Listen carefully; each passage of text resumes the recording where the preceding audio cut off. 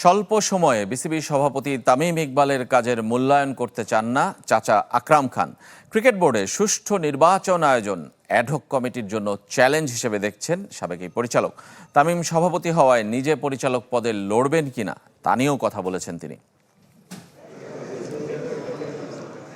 Cricket বোর্ডের পরিচালক ছিলেন দীর্ঘদিন, তবে সময়ের পালাবদলে ক্রিকেটের সাথে আকরাম খানের সম্পৃক্ততা নেই। বিসিবির অ্যাডহক কমিটির সভাপতি হয়েছেন খান পরিবারের সদস্য তামিম ইকবাল। তাই আলোচনায় আকরাম খান পরবর্তী নির্বাচনে অংশ নেবেন কিনা, নাকি ক্রিকেট বোর্ডে না ফেরার সিদ্ধান্তে অনড়।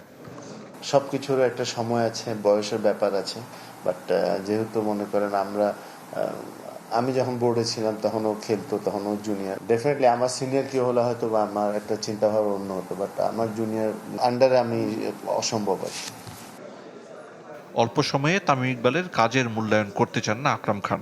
স্বার্থ হাসিলের উদ্দেশ্যে যারা দেশের ক্রিকেটকে ক্ষতিগ্রস্ত করেছে তাদের সমালোচনা করেছেন সাবেক পরিচালক। বিসিবিতে সুষ্ঠু নির্বাচনের অন্তরায়গুলোও তুলে ধরেছেন। কিছু স্বার্থের জন্য অনেক কিছু হচ্ছে না। আপনার মনে করেন এই ক্লাব ক্রিকেট তো আপনার শুরু হওয়ার কথা ছিল ডিসেম্বর বা জানুয়ারিতে, তখন হয়নি। তো সেই জিনিসটা কিন্তু এখন হচ্ছে। হয়তো প্লেয়াররা কিছু বেনিফিট হচ্ছে, বাট এই ওয়েদারে তো আপনার এই সময় তো খেলা উচিত না। রিপুটেশন ওয়াইজ যদি আপনি নিতে পারে তাহলে তো সেটা বলতেই পারবো যে আপনার ইলেকশনটা কিভাবে হচ্ছে। আর যদি সে আগের ধারা হয় তাহলে তো আর কিছু বলার নেই।